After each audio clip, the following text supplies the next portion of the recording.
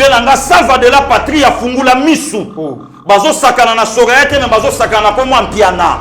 Ce n'est pas Soraya, mais bazo sakana na comme Tata Soraya. Yango wana na Vital Kamerhe, na Masaro, venanga salva porter bango plainte. Bonani Pasteur Gili. Apporter na Vital Kamerhe, na ndenga botoli venanga jibe Mpiana mwana, akomi yaye. Nazo yebisa yo que garçon wana, il faut balandela ye très bien. C'est dangereux. Masaro? Et c'est qui ça même INC. INC va comprendre que biso tonyo kami pona ko telemisa parti lelo, mais pona ko liambuma cousin. Mais eloko biso to bi na mboko to yebi amida na titre ya femme ménagère. Voilà. To yebi na commerçante te. To yebi na affairiste te. To yebi na cadre ya mama ya ndako. Nanu to yoka ete ke conteneur bo uti aye adekube loko boyaye to yebite pe misolwango ya ba bijou o ye moka lobi abanda o ya kotsa na musala na nde yango telemisi nda kwa likolo soki pe ya 4 niveau to yebite nde yango boti makambo nyonso. Ce qui est encore étonnant de comité na ya ozo sala musala na muto aza confiance na yo o ya sala ko ba dépôt o ya sala ko ba transaction ya mbongo place abima ko yebiete. Nous voulons instaurer un état de droit.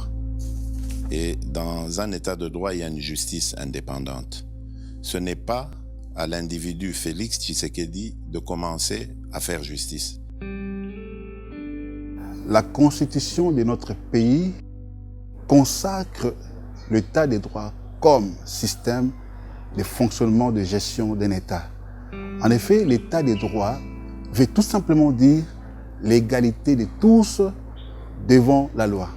L'égalité en termes de reconnaissance des droits, l'égalité en termes de protection de ces droits, et enfin, l'égalité en termes de défense de ces droits.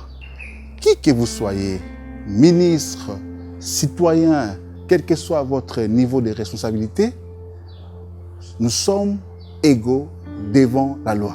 Nous, citoyens, sommes garantis de contester les actes des autorités s'ils sont illégaux. Les actes et les décisions prises par les autorités doivent être premièrement conformes à la Constitution, deuxièmement à la loi, troisièmement aux réglementations qui régissent le pays. Mon rôle est de faire respecter la loi dans le respect des droits des autres sans abuser de ma position. Sinon, moi-même, je subirai la rigueur de la loi. Dans un état de droit, nous sommes tous égaux devant la loi.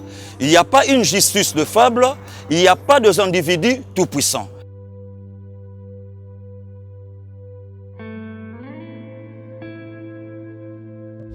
Je soutiens l'instauration d'un état de droit en RDC. Fini les trafics d'influence.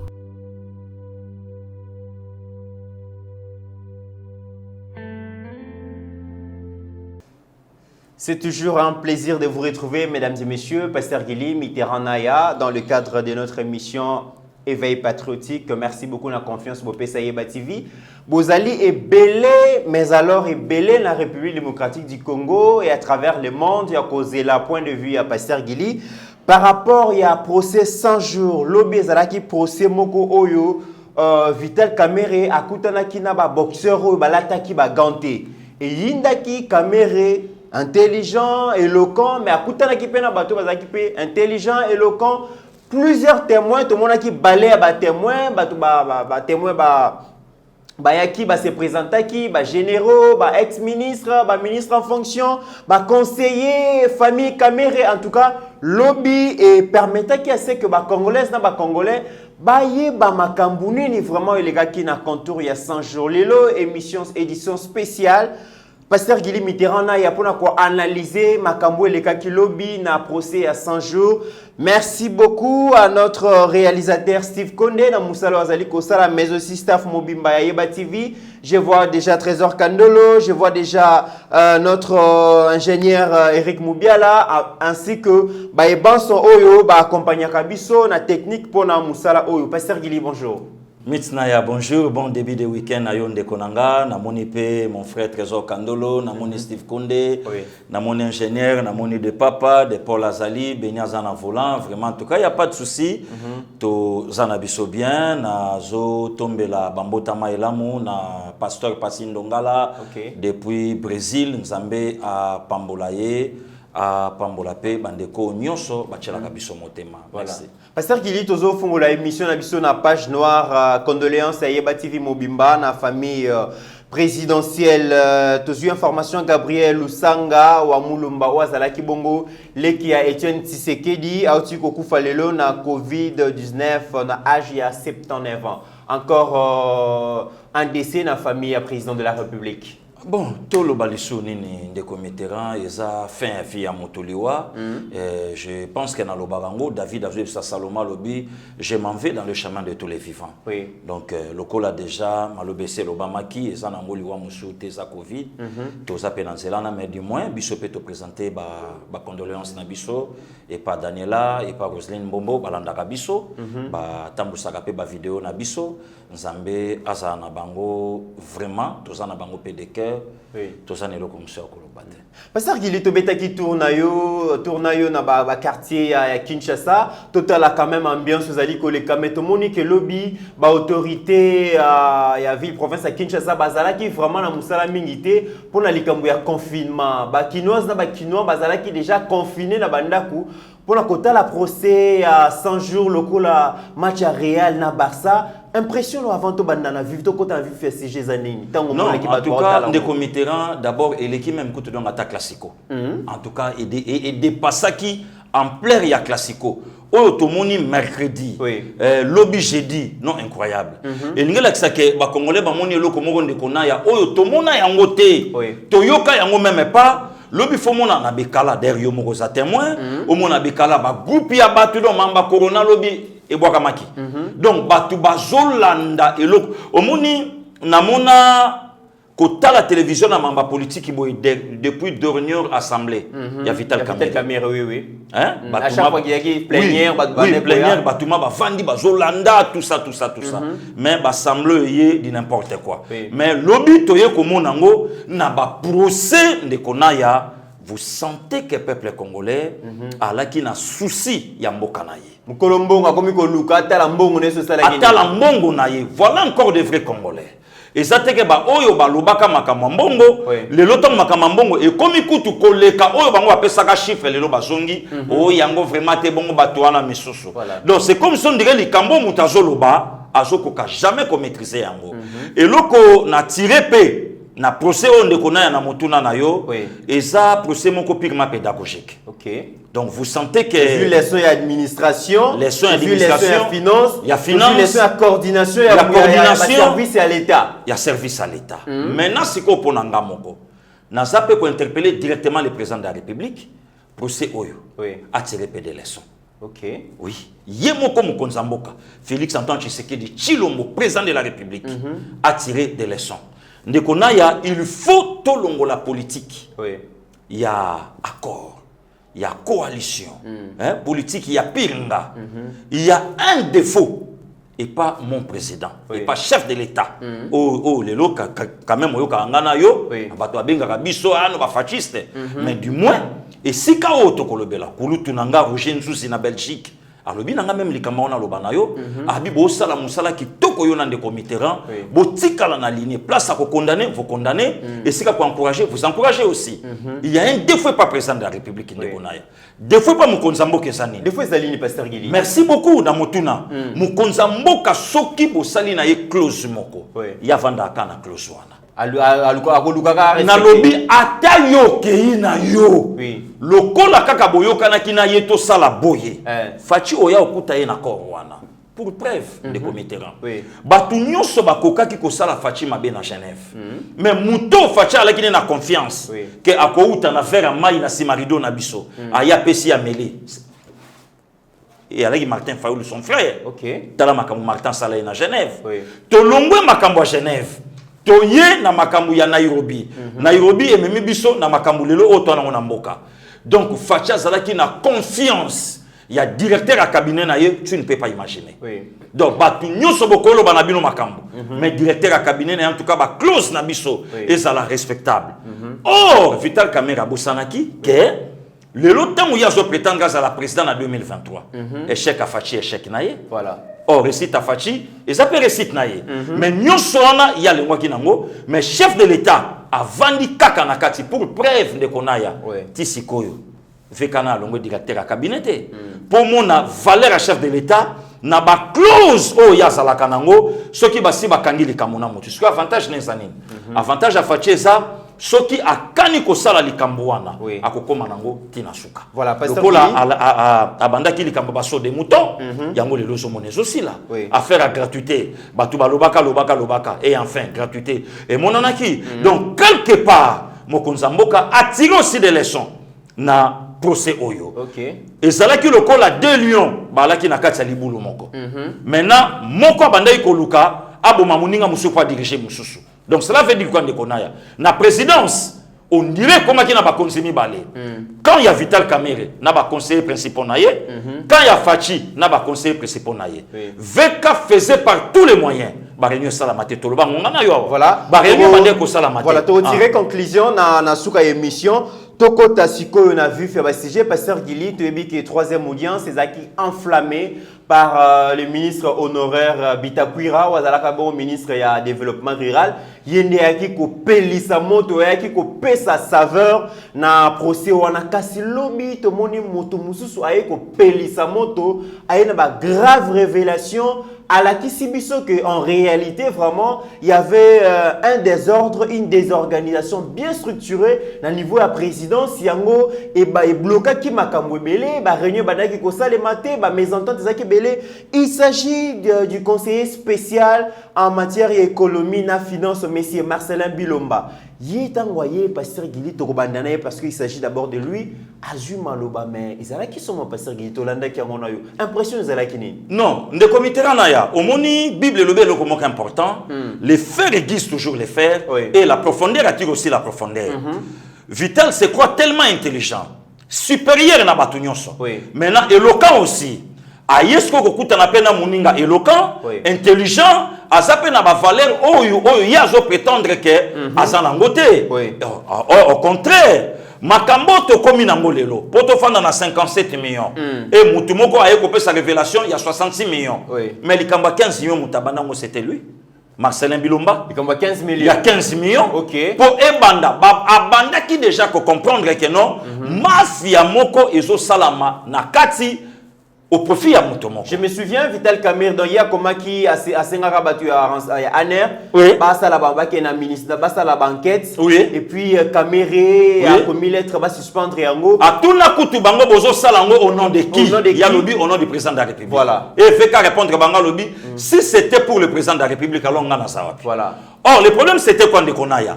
Veka abanda y kopé sa accès na ba conseiller te ba mona mokonzamboka. Ça c'est un. Pour preuve de commit. Pour enrichir makambo na olobalelo. Vous pensez vraiment à procès oyo David Mukebako Osanga?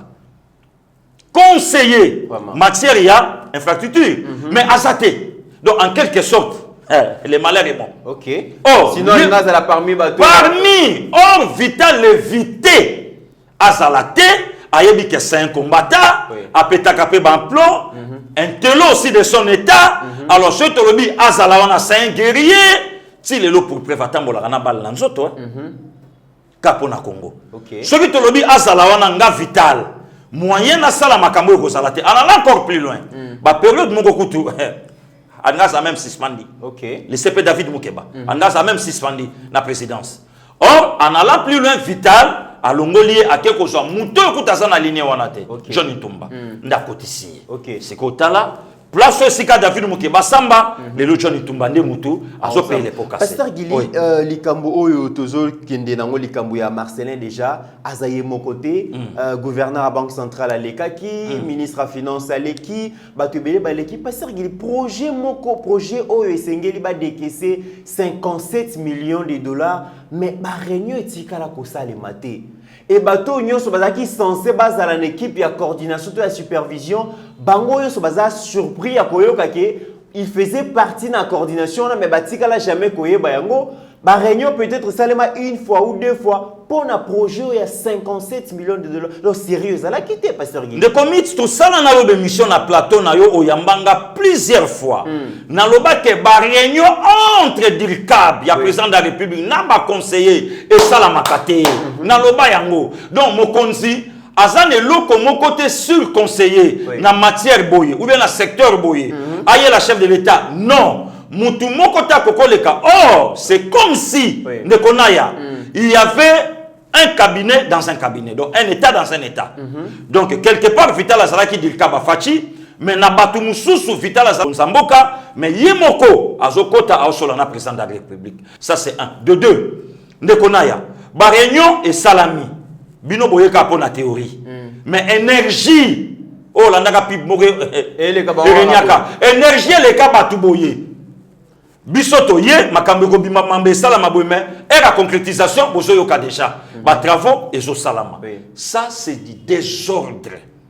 Désordre dans le banayo, dépotoir. Où est-ce qu'il y a la présence de la République? Pasteur Guillemet, est-ce que ça a résulté à composition hybride et à cabinet à Mokonzamboka? Parce que je me demande même après Makambo les cas qui lobby, Bandeko ya INC, Bandeko ya UDPS, est-ce que na cadre à travail, na cadre à collaboration et à administration, est-ce que Bakota la nation sur la mission? Est-ce que c'est le moment pour l'administration présidentielle? Mais c'est le moment de Konaya Mokonzamboka abalaye cabinet.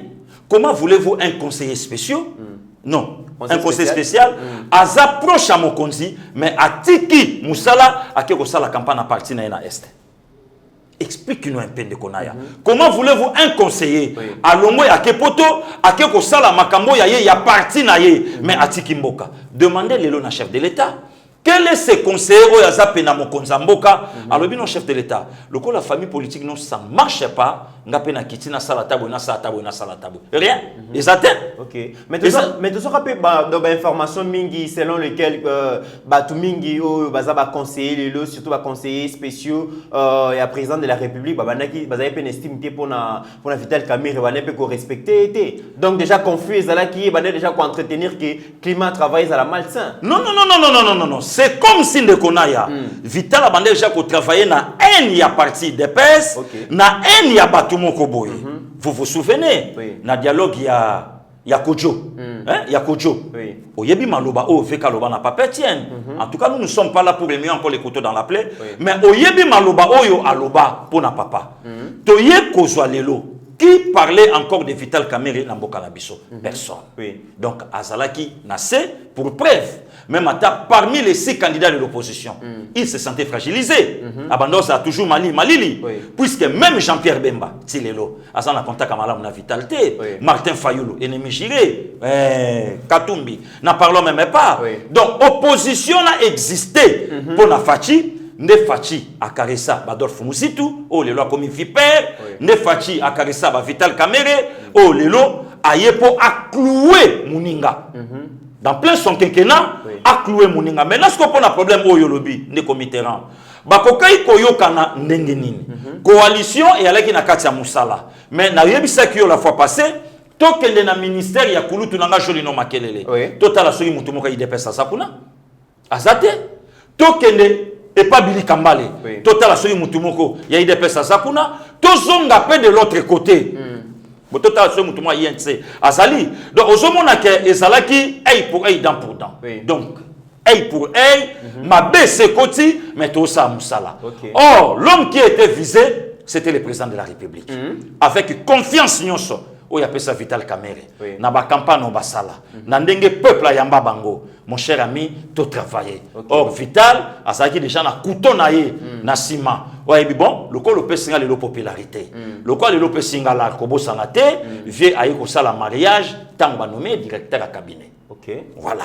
Le col singa la le quoi na jubulo, ngasko na bimisa ba force nanga. Ngasiko na bongisa avenir nanga, na ya parti nanga. INC utimba la moko, to yeko yokanga na na Congo, so ke na INC au jubulo. Bato belé bakenda na INC bazwa boulot. Sko yo tuna bango. Boulot oyo bango bakenda ikoluka pona na ndao pesa bango. Faiseur de roi, les coachs, makambo belé, tout ça. Mais tandis que yemoko na kata présidence n'importe quoi. Ennemi na ba conseiller mususu, ba pesa na même pambote, contact amala mo yala quitté pour preuve. Olandi ba propos ya papa Marcelin Bilomba. Vous sentez que muto na muto ba sola malamute, mais bango balé ba conseiller président, bango balé ba so travailler pour la nation congolaise. Parce que yebisanga fruit ni ya malonga et kokai kobima na présidence. Oui, pasteur Guili. Il y a Vital Kamerhe. Voilà. N'importe quoi. Pasteur Guili, par rapport, il y a Makamboleka qui l'obito clôturé dans le point où il y a Marcelin Bilomba. Vital Kamerhe, monsieur Vital Kamerhe Yemoko a évoqué un mot échantillon, il y a Bato Bayaki, il y a travaillé dans la commission, dans la coordination, il y a 100 jours, tout le monde est échantillon, il y a qui vraiment représentatif, juste il y a Bato, il y a Kivu, il y a Bato, il y a Kasai. Est-ce que vous avez des adeptes au tribalisme? Comment on a que président, c'est toujours battu à UDPS, Kassai et puis INC qui vous l'unité nationale les alliés menacés. Yango moni ndeko na na motuna na ona kosonga directement pa kulutu na ngamo pa omo konzi Koffi Olomide. Oui. Donc mutu mususu ta ko zo poste na mboko sans parti politique.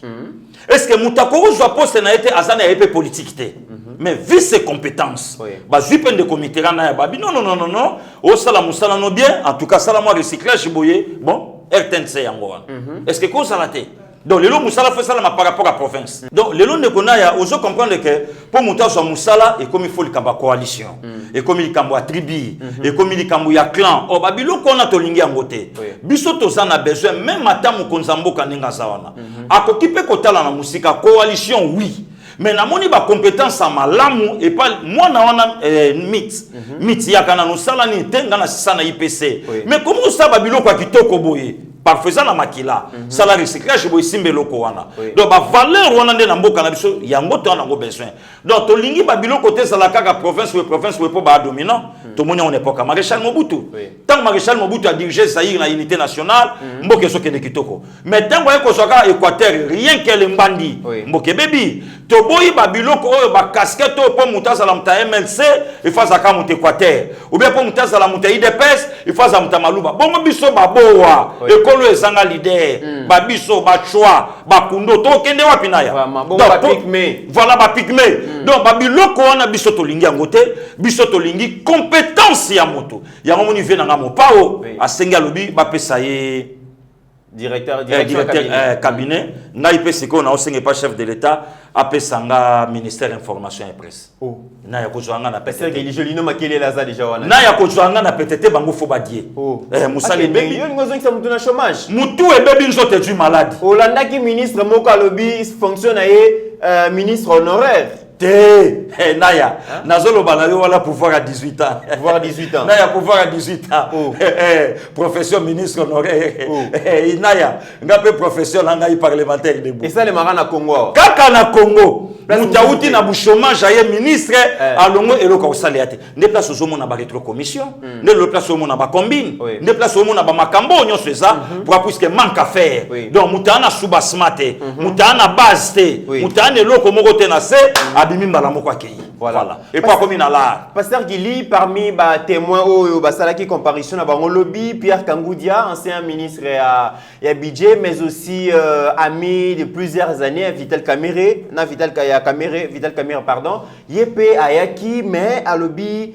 Atikala jamais il y avait une équipe, il y a supervision, il y a programme, il y a 100 jours, Oyoye Azalaki parmi Batouana. Et puis à l'objet, en tant que ministre à budget, Azalaki surpris, il y a Koyoka qui mongo déjà si c'est 37 millions de dollars et foutamaka déjà dans la société Samibo, sans pourtant qu'il y ait donc dysfonction Azalaki Makasi, Azalaki Makasi Pasteur Guili. Merci beaucoup de committérants. Et ça, la photo moko est circulé dans la ligne. Oui. Nanga qui n'a expliqué Batou, et ça. Nango Jijuana te.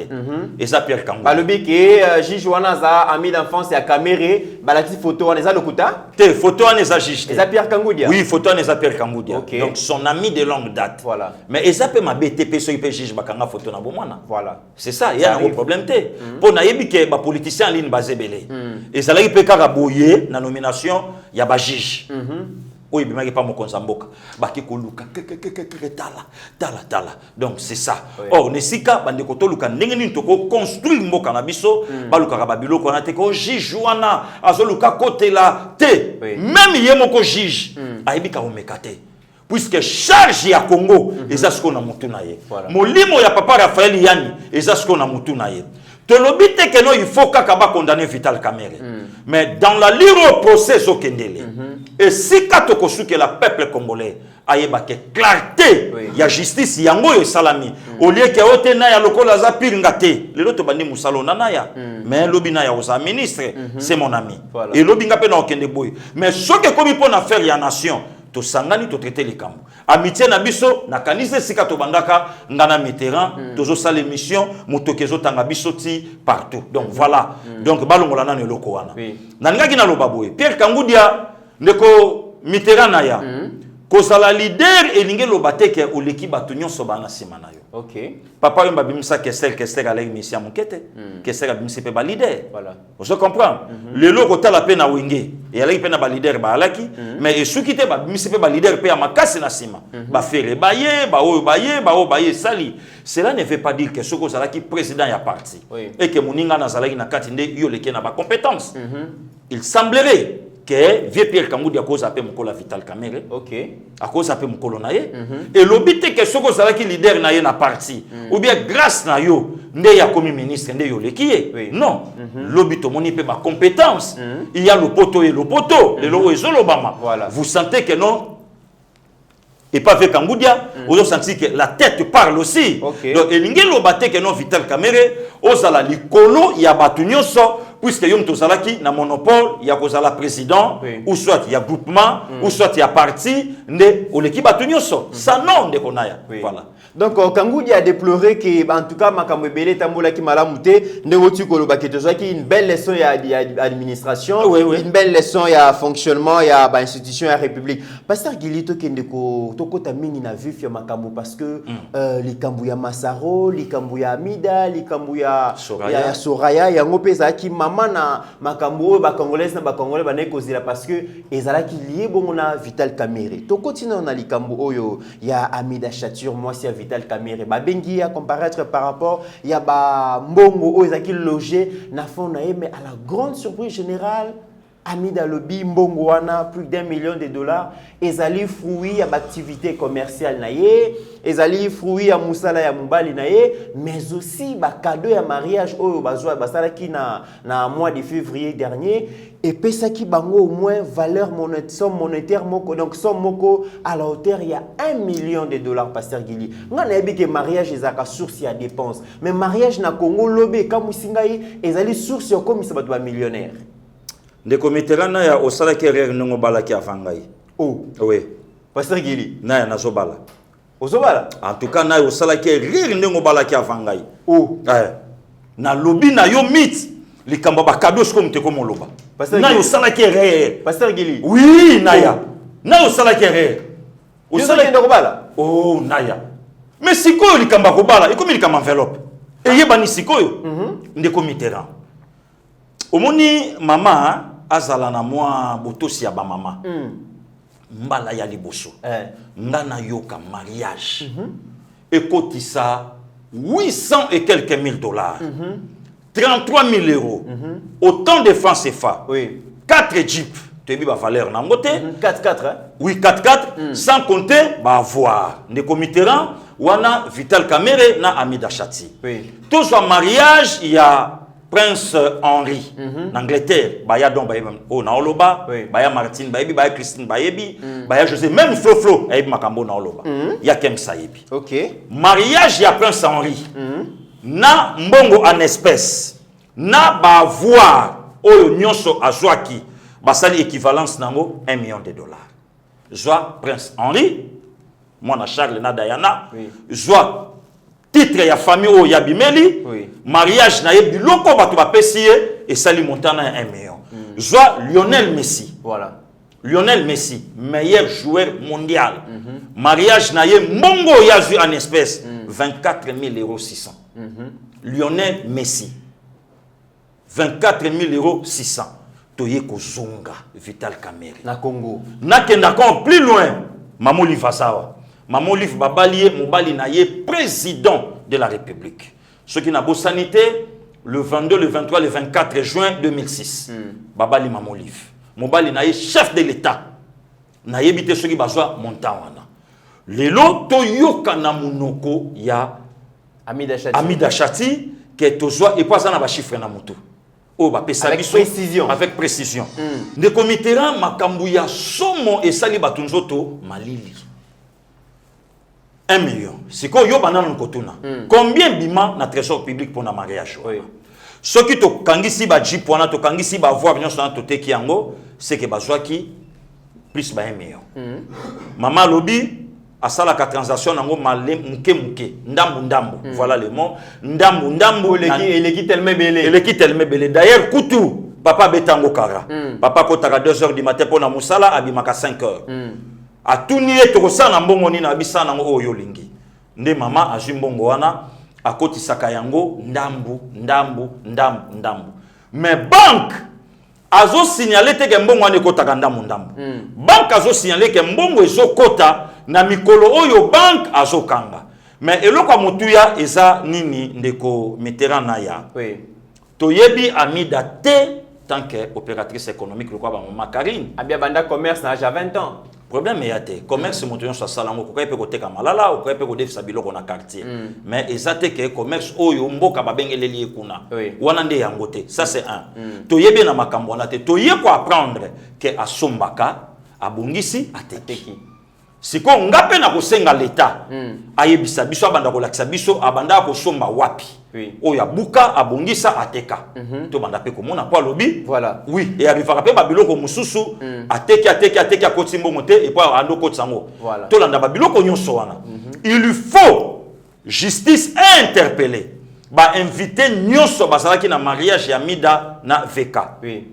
a interpeller bango il a fait au moins 400 personnes sur la bonne sanité a interpellé bango to estimer na mutu moko apesa ka enveloppe à combien o to komaki na mbongo wana na mboko ya pasi et to tuna bato ba utaka de partout ndenge moko mama lobi bayaka na moyen nini de kona ya concevoir par la face Vital Kamerhe lelo ya Vital Kamerhe avant pouvoir te hein et ça Vital Kamerhe avant pouvoir te d'ailleurs balobi donc maître Koko Kayudi a relevé fait moko lobby acquisition et belé oyo ya Vital Kamerhe na Amida Chature ezali entre janvier 2019 na mai 2019 déjà eza période bas du pouvoir période ya pouvoir pour preuve à Bali après donc quelques semaines après nomination na ya Dirkab a marié kobo sanate batunyon so bayebaki vie ba force ya la sauter puisque mbonga politique ya le roi mbonga diamant donc ya le roi mbonga lunda donc ici la raso eza na mouvement donc bato ba regarder ba statut na bango ya donc oya la diamant lelo okotonga pas vient na ngacha chombala donc malgré diamant ou pas diamant mais via zobetelo quoi danger na mon fléri donc bato bazo garder ba valeur na bango et ça ka ba kashogi mais kotala lelo VK aye le 25 à Sali remise et reprise, le 14 février à Bali. Mbonge bima, obi mbongo ane sala makele na mboka na biso. Il semblerait qu'un dekona ya mbonga mariage na bango bima 1,5 million. Wane loba mete. Mais oyo lobami oyo ba pesa bango. Sikoyo bazuzi batu na mama Amida. Osomba nini, obongisa nini oyo teka. Pour preuve, alobi achape mbongo na ye moka côté ya kopesa ngo sa fille aînée Daïda Mpiana o akote pe na kata misala on a dit qu'on vient pas mais eloko biso to bi na mboko to yebi Amida na titre ya femme ménagère to yebi na commerçante te to yebi na affairiste te to yebi na cadre ya mama ya ndaku nanu to yoka ete ke conteneur bo outi aye atekube loko boyaye to yebi te donc de konaya il faut bazuzi bakota balande la pe mama misolo wana azwi yango wapi pe misolo yango ya ba bijou o ye moko lobi abanda o ya kotsa na musala na nde yango telemisi nda kwa likolo soki pe ya 4 niveau to yebite nde yango boti makambo nyonso ce qui est encore étonnant de Mitterrand na ya ozo sala musala na mutu aza confiance na yo o ya sala ko ba dépôt o ya sala ko ba transaction ya mbongo place abima ko yebiete ata numéro no kanga na mutu ata numéro na ye na mutu oza nango te et ba adresse yo tâtonné justice à sa kota luka existera même pas.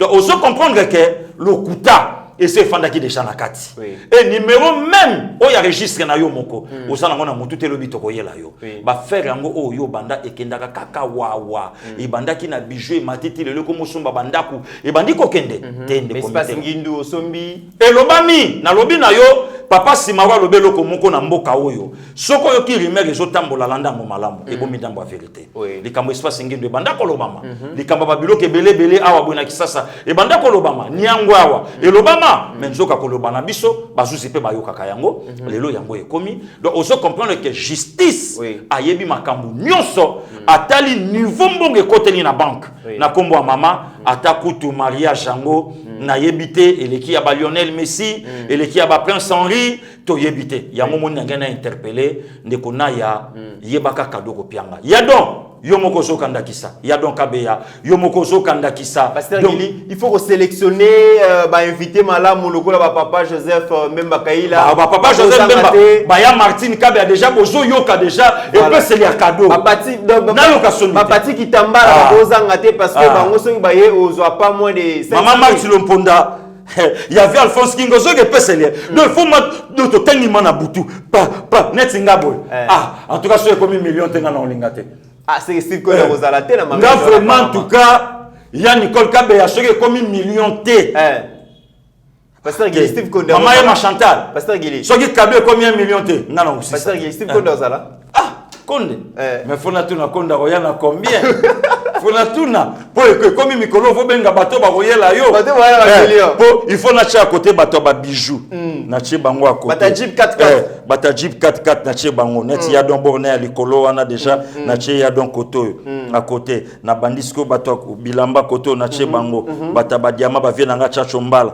na chia bango comme ça na kokabola ba cadeau ba bijoux to chia à côté bon Pasteur Gili en tout cas yeba TV biso peut te sélectionner bat balandara biso bongo docteur Mayela royana kombe ba vie na nga te bo ba Nicole Dibou voilà naebi ba importateur ya mituka ba royelo ba Jeep pas bien ba Eric Ndondoboni ba vie Joseph Mbemba ba royelo ba Jeep pas bien ko banga la honte mais Steve Konde ça a déjà cotisation pour ya yo te bi que la raison na mingi ta $300 kangisa po yo bi ka tout fait nombre Pasteur Gili mutu mususu témoin mususu baluka ki ba voir na ye azumbongo wapi poisson banda ku ya $350,000 na Nyangwe Massaro le neveu le plus riche de la République mais apparemment batoza na respect à justice te justice congolaise zali ko luka koyeba source ya revenu oyo ye azu poisson banda ku ya $350,000 ye o azali kaka agent ya Sonas mais azo répondre à lobby wa azali vie privée à lobby c'est comme si vous autres nanga ndenge ni na la kina mwasi nanga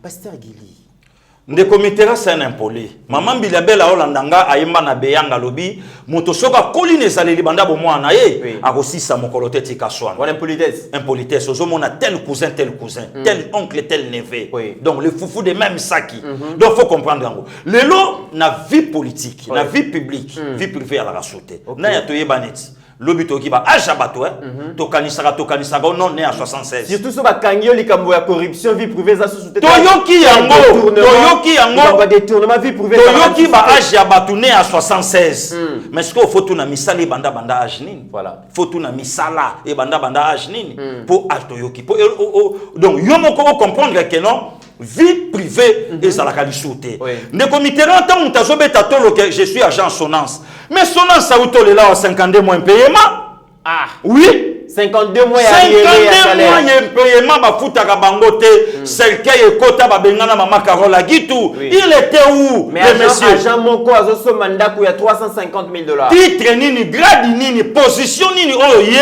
azana mona Sonance à la position nini il est qui azanani ça la affaire na Jamal peut-être n'importe quoi mais le lorsque ça d'ailleurs tant batunier après ça ka geloko mo ya lobaki non agent na Sonance et ngelo baké aza le côté voilà aza le côté justice ala ndele ça fait privé et bateau ya répondre à lokwa na lala kina mwasi na botunanga mais c'est un impoli tout fait o zamboka cousin na été et kotika la rappelle jamais ko zamboka cousin na ye asa et le côté les gars orgueil arrogance asa et le côté il faut arrêter c'est à l'obango il faut que na insolence batuana république acheli bango motema et mboke pesi bango mandat ya ko juger qui Massaro. Obanga chapelet na été. Quel chapelet? Chapelet. Na ya toyebi que chapelet bato basala ngo famille bato moko boye. Lelo monani.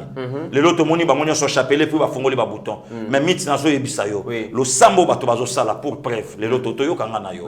Que moko alekene akufi. Il est que Massaro akufi. Po oyoka ke kolela ya ba congolais, wana zaka debia satans. Wana zaka ibandela masolo et la guerre sera longue et populaire. Donc ouais. Oui. Oh, Naya. La guerre sera longue et populaire. La guerre sera longue et populaire. Mais si comme bateau nyonso ba baby c'est république na biso. Lelo Congo na biso etelemi, lelo bando zo sa confiance. Ndeko mit. Ce qui procès oyo, justice oyo et bandaka banda Joseph Kabila. Ne lomboka na biso communiste ko. Ce gymnastique continue dans banga koyiba. Ce gymnastique oyo continue na zo yebisa yo, batu musu ba kolonga ba député azongeli kimunga ngane oya zalaka. Oh. Ouais. Ba koma banga makamba. Ba koma ko banga makamba ko mona soutien na rosa député te akolonga na ye musala allez bon akomosa pe ba faire na privé nazo na kutu kaka na faire Massaro oyo tuninga ndeko naya nazo yebisa yo ke garçon wana il faut balandela ye très bien c'est dangereux Massaro et c'est qui ça même INC va comprendre que biso to nyoka mi pona ko telemisa parti lelo mais pona ko liambuma cousin pona ko liambuma le frère D mais na se ya moi pona ko tonga parti nous autres. Mais pour na fruit batu misusu. Il ne se fait landelango. De deux, nangaki na interpellé kulutu nanga Jibem Piana. Jean Bedel au mona nemo kalobi. Asalini Salvatore de la Patria. Asalini. Naya. Bazoli vient na 21. Oh. Hey! Na 21. Kudia sosu kudia maki. Pasteur Gili. Naya. Jamal a le bien Azali convaincu que ceux qui Soraya Azali moi si ya Massarote Azali copine. Naya kudia sosu kudia maki. Venanga salva de la patrie fungula misu. Bazo sakana na Soraya te mais bazo sakana comme Mpiana. Ce n'est pas Soraya, mais bazo sakana na comme tata Soraya. Yango wana na Vital Kamerhe. Na Massaro venanga salva porter bango plainte. Pona ni Pasteur Gili. A porter na Vital Kamerhe na ndenga botoli venanga Jibem Piana mwana akomi yaye. Na droit pénal à ça. Ndenga le baki ma fille. Ouais. Et aussi mbaté. Et aussi mbaté. Ma belle-fille, ma belle-fille ou bien la fille à ma femme. Pas ma fille. Puisque lobby ne commit. Mutako boya ngai ndenge nini. Batuni Soraya Mpiana kombo tata na ye. Batebele ba ye bakateke kombo Jibe à la Jean Bedel. Oui. Nde na ja balongola J, nde na Bedel balongola et ça la Jibe. Mais moi na tengi kombo tata na ye na mubimba. Je suis la fille de Jean Bedel Mpiana Chituka. Atangi na source originaire à tata na ye Kasai. Ata yebakite c'est pas un problème. Bisonyo so babiloko tango yaki yako kata kabila na batu na ye embria biso. Voilà, il y a un gros problème. Bon, sikoyo comment moi na moko abimi na batata mibale. Soraya Mpiana, moi na Vital Kamerhe et Soraya Mpiana, moi na Jibem Mpiana. Sikoyo soki Vital Kamerhe azana bana 14. Nani Kamerhe tomoni babengi kuna. Car toujours Mpiana. Et en allant encore plus loin, Massaro bazotu na ye kombo ya nani bacha na mabele. Mythe. Ba congolais nyoso lelo tozobunda. Nati kata mabele simaliwa. Bana nga babeta tolo ke tata le kaka pena muki. Il faut rappeler que Massaro azali marié. Marié père de 3 enfants. 4 ceux qui 3. Pasteur Gili. Azana ba beau frère. Azana ba belle sœur, azana ba mi connaissance. Azape na oya ye ba cousin. Azape na oya ye frère auto kufa sikoyo. Akoka pe ko cha kombo na ye. Mais ya lobi kombo oyeli na mutu.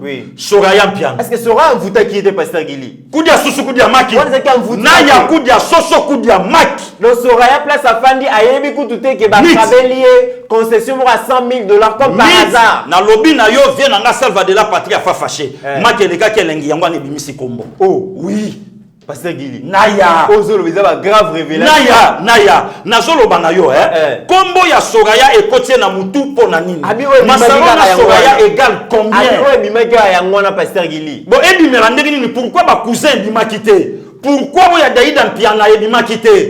Pourquoi il y a Junior, Jibem Mpiana, le cas Soraya et Bimakité? Et Bimaka Soraya Mpiana, pourquoi? Pourquoi Massaro na vient na ye bani ba joabi sur le kola mboka ya bango? Pasteur Gili. Naya na fâché. Pasteur Gili nini? Ozoka moni parce que na mboka oyo bat balokota mapango Pasteur Gili. Pasteur Gili to kino to zonga. Pourquoi makambo parcelle na Congo comme kopesa tukanda? Tolala tolamuka mama moko alokoti ndaku na Gombe.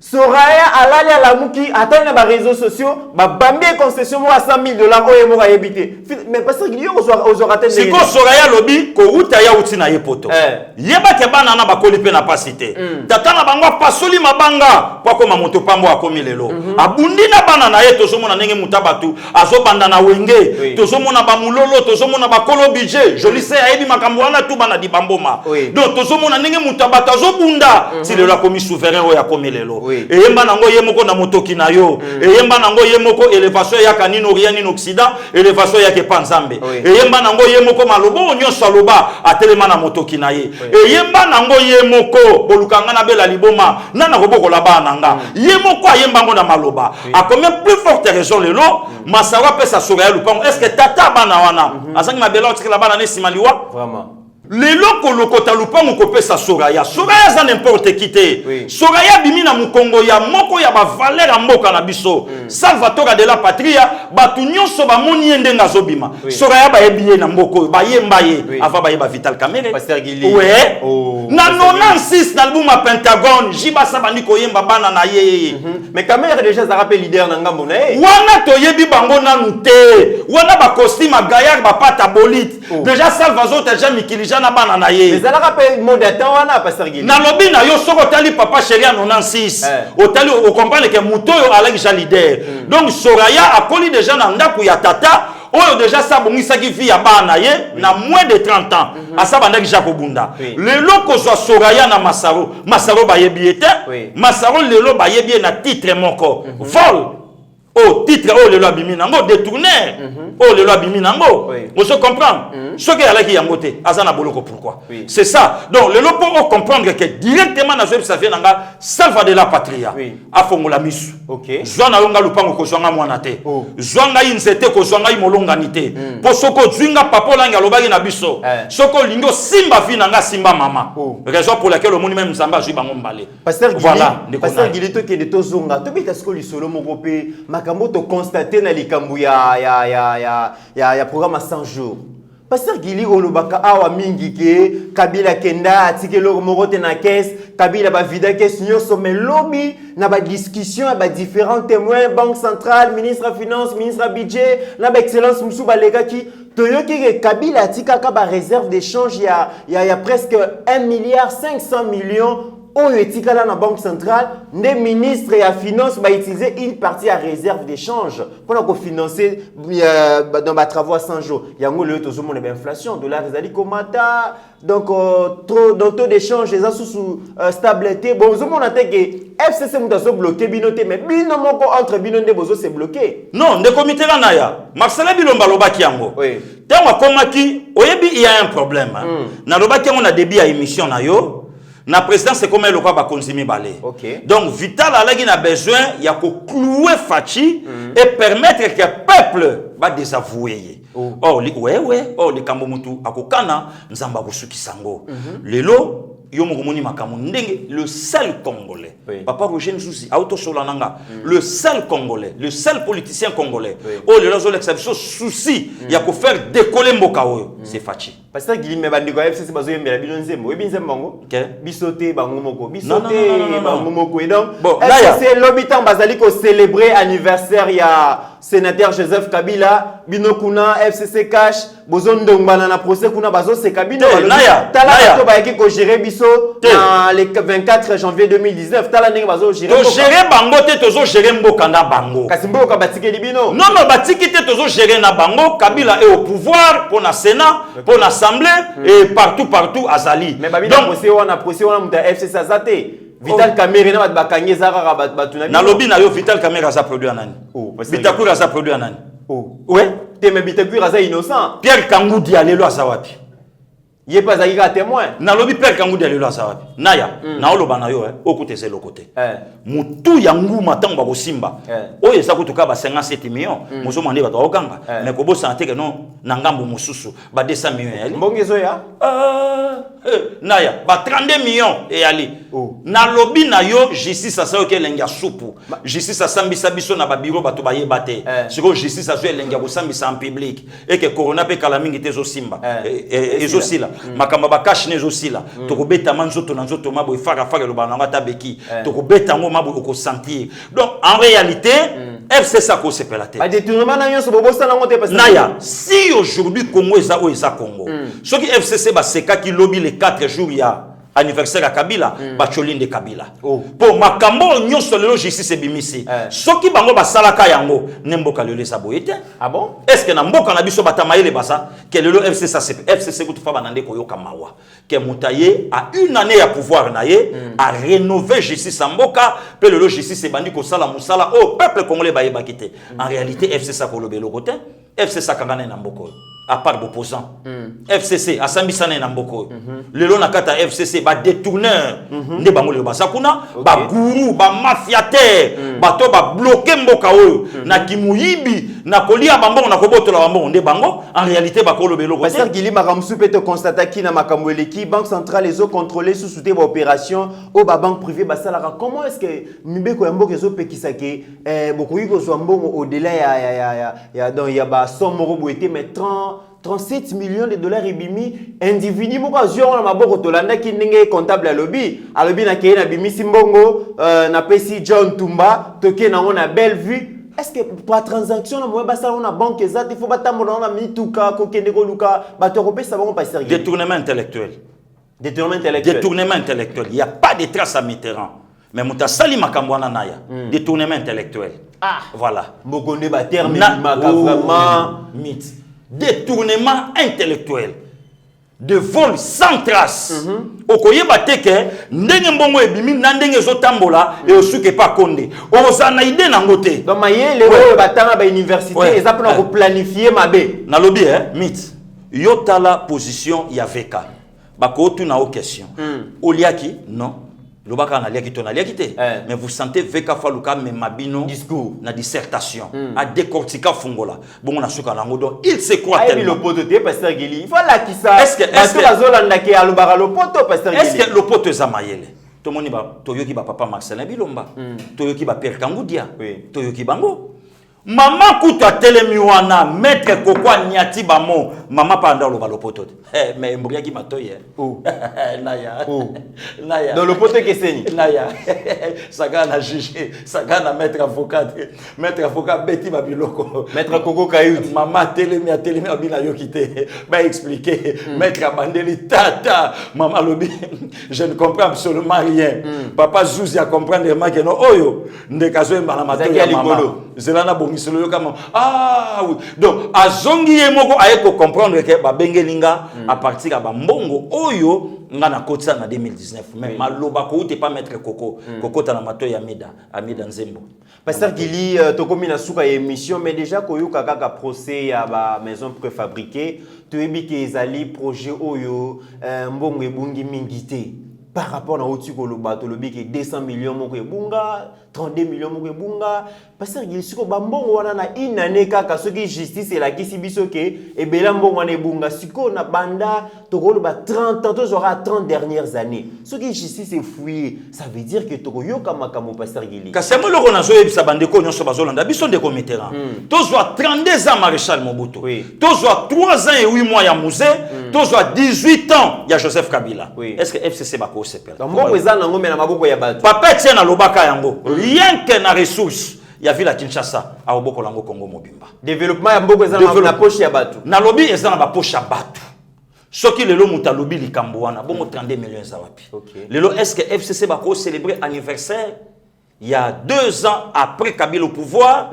mais après sa bilan lobby na yebisa ki on a plateau na yo Alassane Ouattara ba Hollande biso na Côte d'Ivoire 9 ans ya pamba tomoni ba stade construit par Alassane Ouattara tomoni ba hôpitaux tomoni ba route tomoni ba pont tomoni ba nzela mais lelo na mboka na biso un individu le quoi un député banda pa kota na assemblant ngotelo na tombola musapité yeki député memi kuna ka kokela ba pont na ngeli voilà ce que l'état là qui a Pasteur Gili naya Pasteur Gili tokomi na suka dernière question tokomi vraiment na suka likambu ya rencontre entre Jamal na Vital Kamerhe Jamal Ania na tikala komona Kamerhe te na yebi ete caméra bien atika peu comme on a été mais kangu dia ya lobby que non tant on a qui na salle d'attente na mona qui Jamal azoze la caméra ya mbaita na côté bim opérateur économique ko ya mbaité Jamal a changé maloba on ya mbenga pour 2 minutes et tout ça c'est quoi yambaka pour 2 minutes nan et puis oyo pe caméra yambaka pour 2 minutes nan voilà pourquoi Mitterrand makambo nyonso caméra zoloba la majorité c'est là